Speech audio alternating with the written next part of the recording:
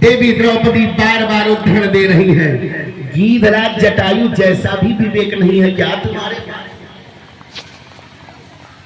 अरे वह लड़ा कि कापत धरती जेहि से अति हुलो कहिले इतना उत्पाती पौरुष में क्षमता नहीं खे लाखन पूत सवा लाख नाती नारी का लाज बचावे बदे के परितोष में बाटे न केहू संघाती जाति कबा चिड़ई की धवा ललकारी के बाजे लखोली के छाती। जय जय सीताराम। ये देश था हमारा, इतना संस्कार, जहां पक्षियों में इतने संस्कार थे, आज पता नहीं किस भाग्य की नजर लग गई, मनुष्यों का संस्कार मिट रहा है। कलियां निकल रही, 9 लड़का का महतारी आशिक के साथ फर 9 लड़का बात कम करवा दैनिक जाकर ना खबारे कटेंगे पेपरवा जुड़ नहीं आई। आज जितेंद्र भैया बताओ तुमने कहा गई है, अब वही ने बताओ ना आधा घंटा पहले 4 लड़का का महतारी आशिक के साथ मर्दे के टुकड़ा टुकड़ा करके अल्ले के भाग गई। क्या हो गया, कहाँ हो रहा है? यही है हम लोग आंखों के होते हुए भी अंधे और कान होते हुए भी बहरे हैं, क्योंकि हम अपने को सत्संग से नहीं जोड़ रहे।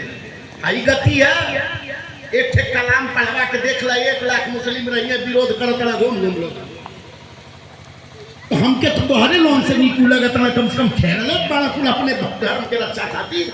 हम लोग तो इतने निगेटिव हो गए हैं, 4 लोग नहीं आ रहे। आप ये बताइए, इतने गणमान्य लोग आए हैं, जो ही 20-30 लोग हैं, इनके नाई बरखा रिएक्शन करे था, जे नाय लोग के रिएक्शन करा था। हम अगर आना चाहे क्यों नहीं आ सकते हैं? संस्कारों से लोग नहीं जुड़ रहे हैं। यही छोटा सा देखने में ही ये है, 18 वर्ष में 1 करोड़ रुपया तो खर्चा हो गए, 1 करोड़ रुपया खर्च हो गए हुई, लेकिन अब हमने क्या 18 वर्ष का नौजवान एक पंडाल में 50 बैठवा ना पड़ी। यही है हमारी उपलब्धि। किस बात का ताली हम बजाएं? ये मैं अपनी बात कह रहा हूँ, बुरा लगे तो 2 कप चाय और पीजिएगा, नहीं तो हमारे महाराज जी की तरह आप वो काफी वाला चाय नहीं पीते, इधर चलते वो काफी।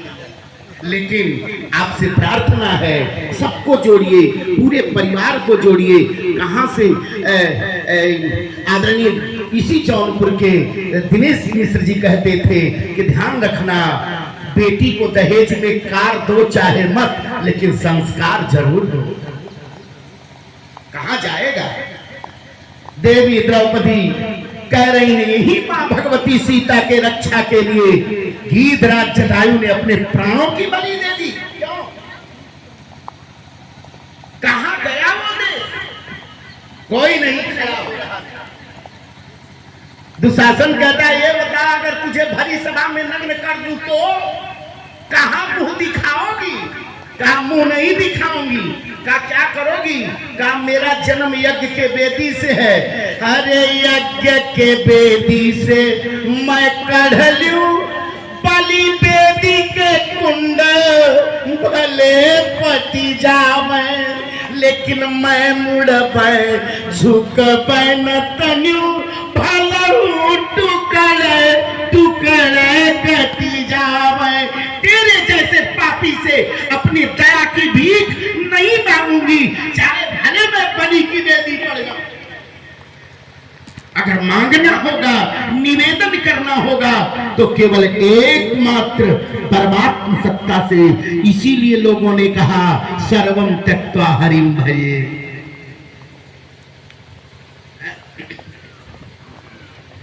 फिर भी भगवान को विलंब हो रहा, ठाकुर जी आ नहीं रहे थे।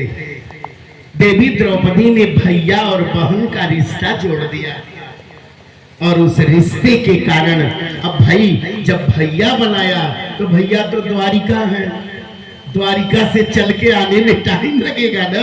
अगर ब्रह्म रूपी कृष्ण को बुला देती तो वही प्रकट हो जाते।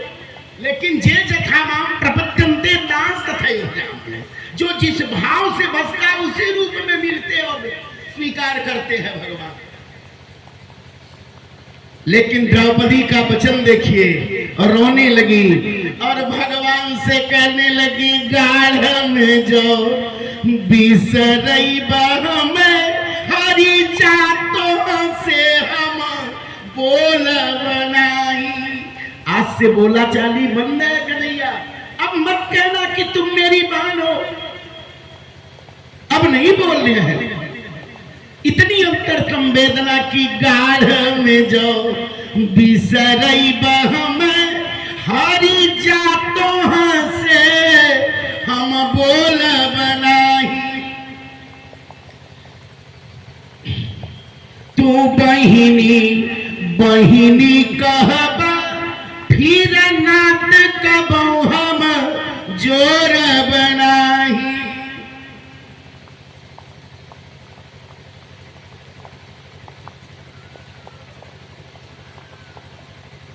अभी बैठ जाए कब हम 100 डिग्री के ऊपर का कलेजा लगौले हैं, तनको बिगिन हो तो नहीं बोल पाए। आपका आदेश रहे तो ओकर पालन करत है, नहीं तो हम बोले के नहीं और दूसर। लेकिन अब आप बात रहे में बड़ा प्राण लगेला। यो जान ले हम 17-18 बरिस बाद बोलत है द्रौपदी, बोलल का छोड़ दे।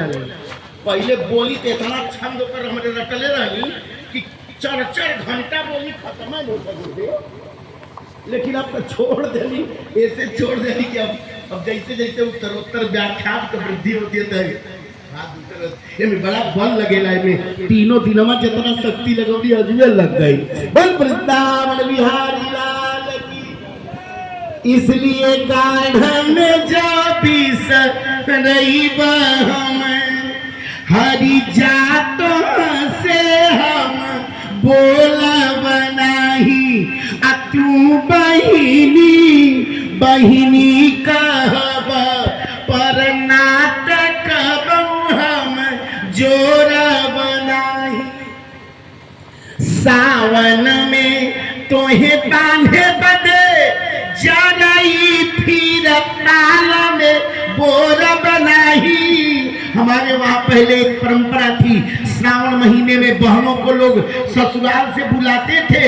अगर कुंवारी है तब तो ठीक है, घर है तो बहनें करती क्या थी, जई बोती थी और उसी जई को फिर जब बढ़े तो उखाड़ती थी और तालाब में ले जाकर के मिट्टी धुलती थी और वही जई ला के भैया के दाहिने कान और दाहिने हाथ में बांध के उनके जीवन के वृद्धि की कामना करती थी। और भैया विवश होके उस त्योहार में बहन को बुलाते थे।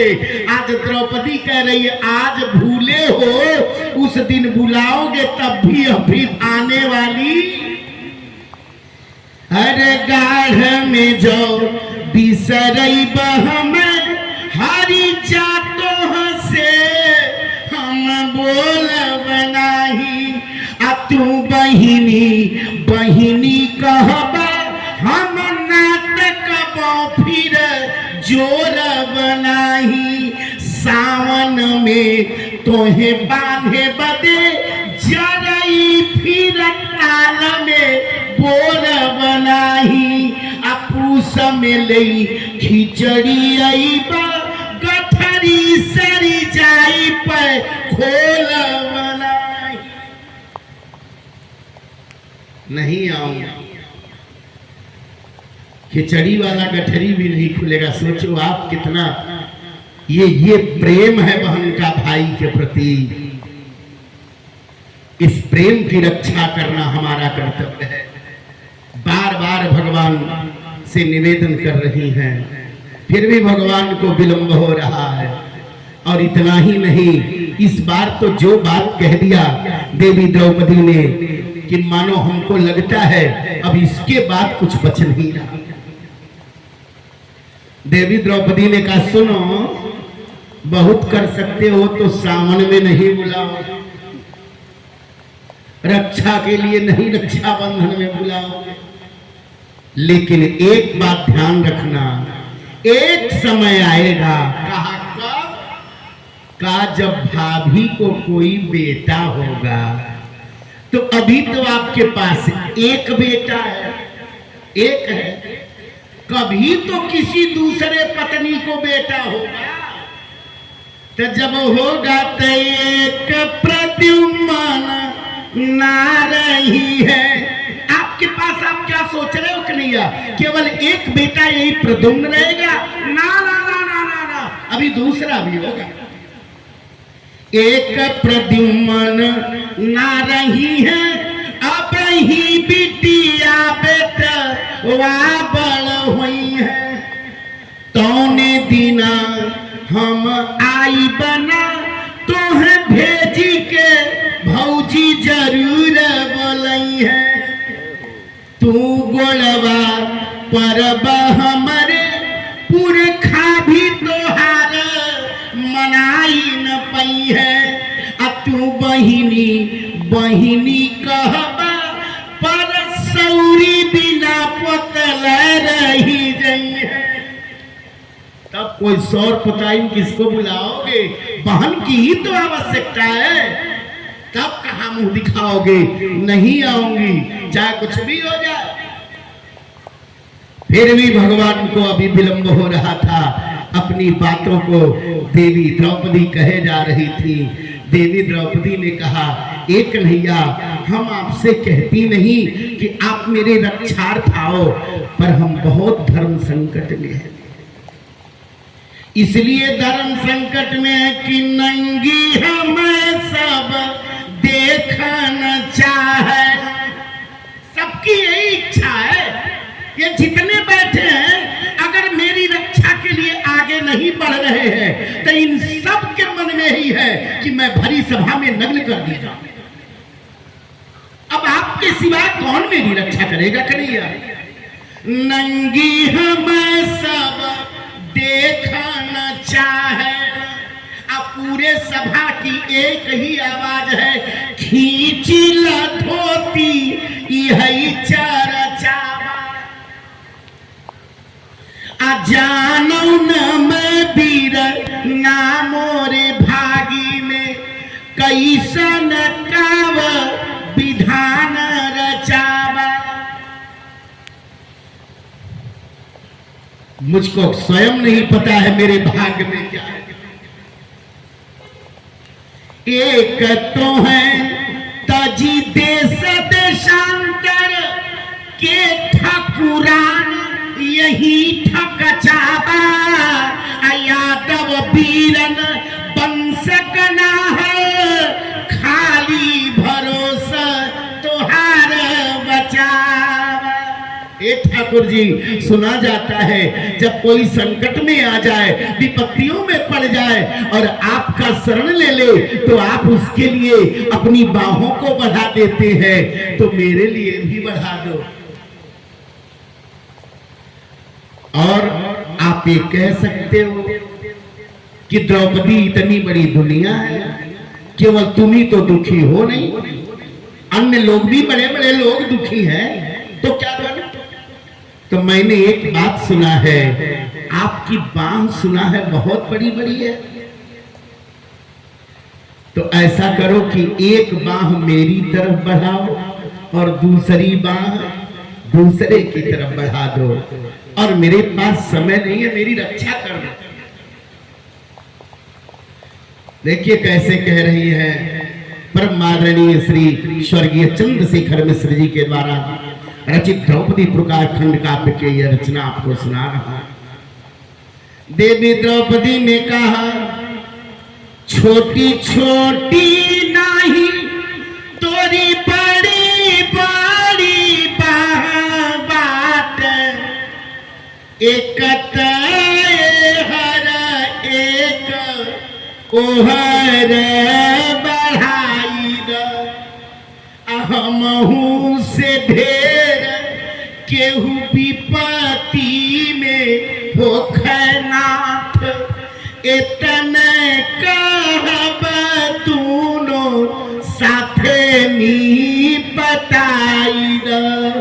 इतने कहब तूनो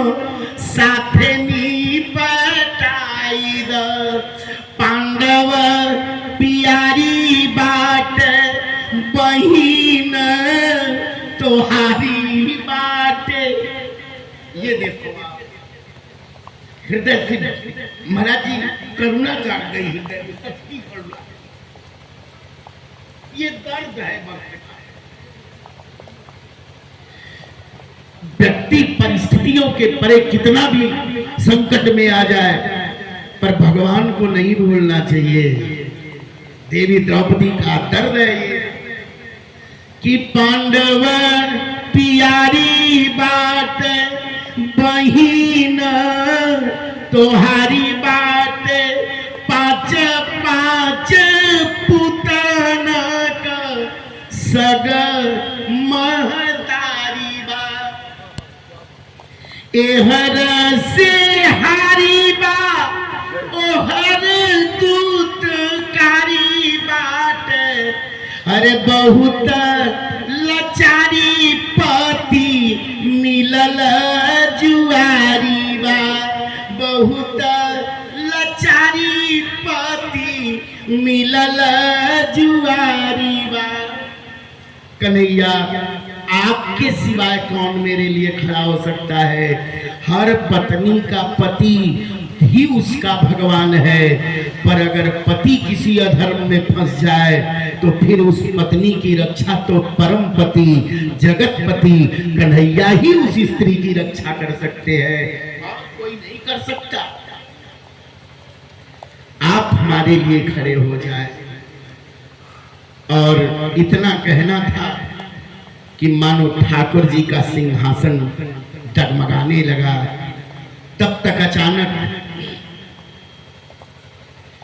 दुशासन ने चीर कस के खींचा, हाथ से चीर छूट गया है। दोनों हाथ ऊपर करके देवी द्रौपदी निवेदन कर रही हैं, एक कन्हैया रक्षा कर लो।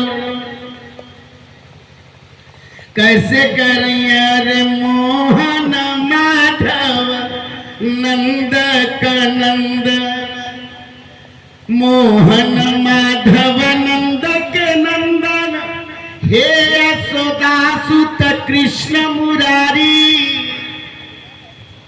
अमोर पखा ब्रज। चलिए एक बटल पानी मामा। बोलिए वृंदावन बिहारी लाल की। हरे मोहन माधव नंद कनंदन, हे यशोदा सुत कृष्ण मुरारी, अमोर पखा ब्रजनाथ ब्रजेश, गोपाल गोविंद गोवर्धन धारी, एहो मुकुंद किरीट सखा, जय द्रौपदी वीरन की बलिहारी, असौ सौ दुशासन का करी है, हरि जे कर तू कर बरख वारी। आप जिसकी रक्षा के लिए खड़े हो जाएंगे, एक नहीं दो नहीं 100 दुशासन भी आ जाए तो फिर उसका बाल बाका करने वाले नहीं है। हम जानती हैं आपको मिलने में, आपको आने में विलंब हो सकता है, पर हमारी रक्षा करने में आप विलंब नहीं कर सकते। बार बार निवेदित हो रही है भगवान। और जब इतना कह दिया तो भगवान का सिंहासन हिला है। खड़े हुए देवी रुक्मिणी ने पूछा, कहाँ जा रहे हो? कहा, भक्त पुकार रहा है, अब तो मुझे जाना ही पड़ेगा रक्षा के लिए। भगवान चले हैं। और जरा 2-4 छंदों का और आप श्रवण करें। संतों ने लिख दिया प्यारे, क्या भगवान जैसे चले तो क्यों दिन में सपना देखल बीरना,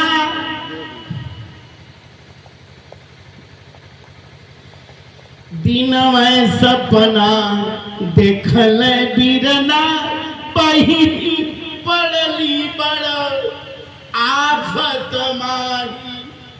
मेरी बहन संकट में पड़ गई है, ये ठाकुर को दर्द हुआ। रिश्तों की बड़ी थी। दिन में सपना देखल बिरना, बहिनी पड़ली बड़ आफत माही, ऐसे बोलावती पाहम के जैसे कबोगो रावती नाही। मेरी बहन द्रौपदी कभी इतनी दयनीय दीनहीन होकर के मुझे कभी नहीं पुकारती है, इसलिए ऐ रुक्मिणी अब मुझे जाने दो। और भगवान वहां से चल पड़े। जब द्रुत गति से भागने लगे, तो गरुण जी ने पूछा, ठाकुर जी कहाँ जा रहे हो? कहा बहुत जल्दी है, भक्त की रक्षा के लिए जा रहा हूँ। गरुण ने कहा तो जल्दी है तो आप मेरे पीठ पर बैठ जाओ।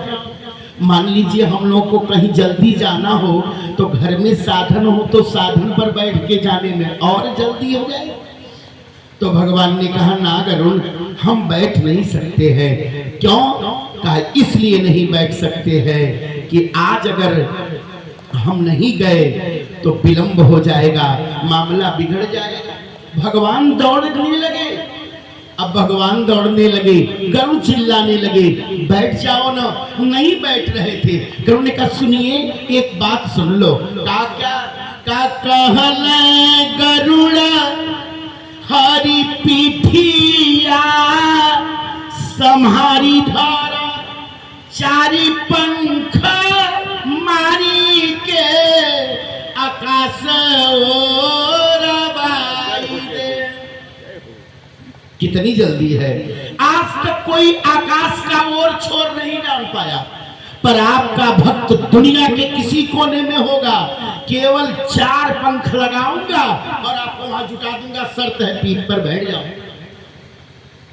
कहले गरुड़ हरी पीठिया, सम्हारी धर चारी पंख मारी के, आकाश ओर बाई दे।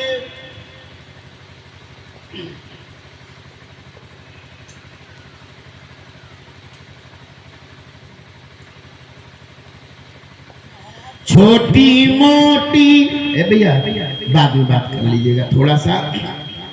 हाँ। छोटी मोटी तराई का गिनती कर बनाई। आप मैं चलूंगा आपके साथ, मुझको विलंब कैसे होगा? मुझे आकाश मार्ग में कौन रोक सकता है? आकाश में मालकियत अगर किसी की चलती है तो तारों की चलती है, चंद्रमा की चलती है, सूरज की चलती है। यह 3 ठुन रोकने आएंगे, ये भी आ गए तो चोंच से इनको मार के अब मूर्छित कर दूंगा और आप जहां कहेंगे वहां लेकर के पहुंचाऊंगा। लेकिन कहले गरुड़ा हरी पीठिया, सम्हारी धर चारी पंख मारी के, आकाश ओर बाई दे। छोटी मोटी तरई का गिनती कर बनाही, चोचन से मारी चाँद सूरजो हटाई दे। अगर वो भी मार्ग में आ जाए तो नहीं छोड़ूंगा। और अपनी माँ की दासता समाप्त करने के लिए, उसका दासित्व मिटाने के लिए मैं पाताल लोक में गया था और नागों से अमृत छीन के लेके आया था। तब मैं बहुत छोटा था, अब बड़ा हो गया। अमृता कुंड बचपन में लिया, आजू तो जवानी बा, जवानी दिखाई दे। अब बनीता का बेटा तब जनिहा, कन्हाई जब द्रौपदी के आगे पाल भर में पहुंचाई दे। अब 4 पंथ वाला शर्त समाप्त। अब केवल पलक गिरी और उठ गई, बैठिए और पहुंच गए, इतने टाइम दीजिए। इतना टाइम आप दोगे? केवल पलक गिरी और उठ गई, आप बैठिए पहुंच गए। भगवान कहे इतने में भी विलंब हो जाएगा। अब मेरे पास इतना समय भी नहीं है, पलक गिर के जब तक उठे तब तक मुझे प्रकट हो जाए, मैं नहीं दे सकता हूं इतना समय। गरुड़ जी कहना तब ठीक बात, अगर आप समय नहीं दे सकते हैं तो चलिए अब यही फाइनल हो जाए। एक तरफ आप भगिए और आपके बगल में मैं भगूंगा। अब जरा देख ही लेते हैं कि दोनों में कौन पहले देवी द्रौपदी के पास पहुंचा। अब भगवान और भक्ति में आकाश में होने लगे। संत कर पीत पट कान्ह के गरुड़ के सफेद पाख, पीत पट कान्ह के गरुड़ के सफेद पाख, आन दीन साथे, अरे आन दीन साथे आज अलगे हटलीबा। रोज तो साथ साथ रहते थे, आज अलग अलग चल रहे हैं। ये निर्णय करने के लिए कौन जल्दी जाए? ऐसे भगवान के भक्त है। जरा कल्पना करो कि पीत पट कान्ह के गरुड़ के सफेद पाख, आन दीन साथे आज अलगे हटलीबा। इन कभी बढ़ी जाला, ओन कभी बढ़ी जाला, नभ बीच बाजी जोड़ तोड़ में ठनलीबा। ऊपर ये कभी कन्हैया आगे हो जा रहे तो कभी गरुड़ आगे हो रहे, कभी ये पीछे तो कभी वो पीछे। कृष्ण बढ़ी जाले, कभी खगपति बढ़ी जाले, नभ बीच बाजी जोड़ तोड़ में ठनलीबा। धन्य धन्य द्रौपदी तोहार भाग धन्य बाट, भगत और भगवान में ठनलीबा। धन्य धन्य द्रौपदी। आज भक्त और भगवान में ही वहां पहुंचने में ठन गया। ये स्थितियां थी। भगवान सब कर सकते हैं पर भक्त को निराश नहीं देख सकते। होड़ तो लगी थी, लेकिन गरुड़ जी जानते थे कि अगर कोई किसी से हार सकता है तो अजय एकमात्र परमात्मा ही है। कोई इनसे आज तक जीत नहीं पाया। अंत में गरुड़ जी मुखारविंद उनका संकुचित होने लगा, संकोच में पड़ गए। ठीक है कन्हैया, अब मैं अपना हार स्वीकार करता हूँ, आप ही जाए। भगवान ने कहा अगर तुमने स्वीकार कर लिया तो मैं तुम्हारी मर्यादा नहीं मिटने दूंगा। का क्या करोगे? का जिस पीठ पर अब तक नहीं बैठा तो तुमको भी बहुत तेज चलने का अभिमान हो गया था। तो जब तक अहंकार रहता है तब तक भगवान वहां मिलते नहीं है। अब तुमको भी अपने तेज चलने का अभिमान मिट गया तो लो पीठ पर बैठ रहा हूं। अरे कान्ह फिर सोचला गरुड़ जी दुखित बाटे, कहल बैठी गईली, कहल बैठी गईली, उड़ी चल अब का। अब बैठ गया, उड़ चलो। लेकिन उड़ने के पहले एक बात बता दो। कहा क्या? कहा कान्ह फिर सोचल गरुड़ जी दुखित बाटे, कहल बैठी गईली, उड़ी चल अब का। लेकिन असरा जमनवा से द्रौपदी का टूटी जाई, तू ही बोल खगपति जाई के करब का। अगर कहीं द्रौपदी के हृदय से यह संबल टूट गया और उसका कुछ हो गया तब बोलो मैं जाके क्या करूंगा। पता नहीं जिस गति में तुम्हारे अंदर तो प्रकट होने की क्षमता है नहीं। गरुड़ ने कहा ना प्रभु, आपने मेरी इतनी मर्यादा रखी, इतनी मर्यादा रख ली, तो कम से कम अब मैं जा रहा हूं, अब आप जाएं। और वही कन्हैया अंतर्ध्यान हुए और सीधे द्यूत सभा में प्रकट हो गए। बोलो कृष्ण कन्हैया लाल की जय। पूरी सभा स्तब्ध है। भगवान विराट रूप में खड़े हैं, भगवान खड़े हैं। आज द्रौपदी, देवी द्रौपदी ने भी देखा और देखी तो इतना ममता जागृत हुआ कि आंखों से अश्रुपात होने लगा। कन्हैया ने कहा, अधीर होकर रो क्यों रही हो? कहा, क्या तुम सोची थी मैं आऊंगा नहीं? कहा, नहीं कन्हैया, मैं इसके लिए नहीं रो रही हूँ कि मेरी प्रतिष्ठा चली जाएगी। मैं इसके लिए भी नहीं रो रही हूँ कि अब समाज में मुख किसको दिखाऊंगी। रो किस लिए रही हो?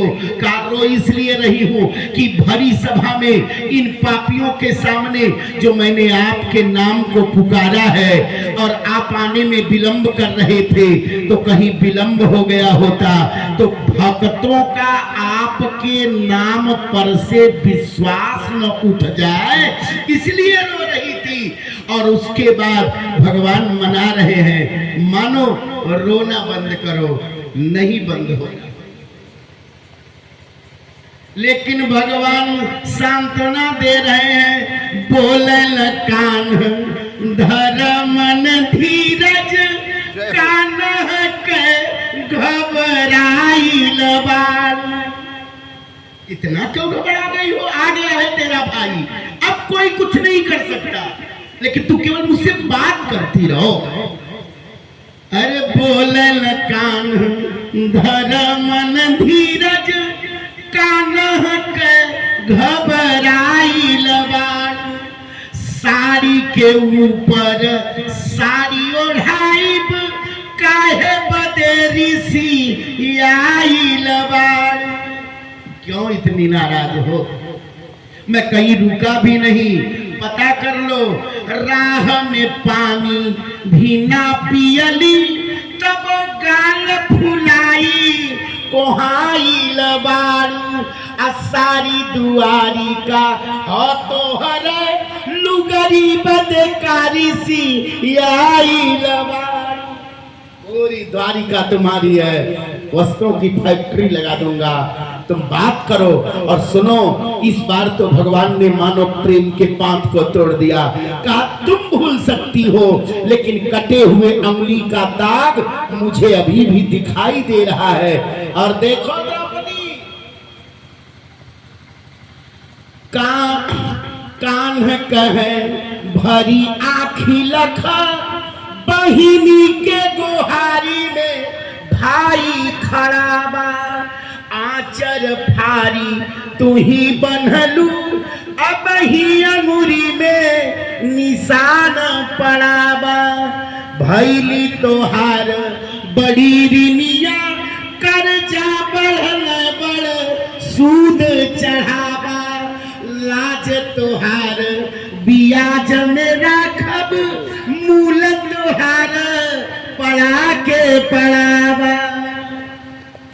धन तो सब पढ़ाई है, लाज तो ब्याज में रख दूंगा, चिंता मत करो। और भगवान बहुत सांत्वना देते हैं, बहुत सांत्वना देते हैं। तब देवी द्रौपदी के आंखों का अश्रुपात होना बंद हुआ। अब भगवान ने देखा है एक नजर उस पापी दुशासन की तरफ, जो देवी द्रौपदी के चीर को खींच रहा था। और भगवान ने कहा, सुनो, एक बात मेरी भी सुन लो। कहा, क्या? अब भगवान ने ललकारा है सभा में कि बड़ बड़ वीर यहाँ बैठल देखात बाटा। बड़ बड़ वीर यहाँ बैठल देखात बाटा। चोखन के बीच तो से हारी मानी लेबे हम। बलया जमाई लेते, सुजस कमाई लेते, द्वारिका समेत राजधानी तो के देवे हम। ऐ दुशासन, जितना सामर्थ्य सब लगा लो। अभी तो द्रौपदी को दांव पर रखा गया था, मैं पूरी द्वारिका और राजधानी को दांव पर रखा।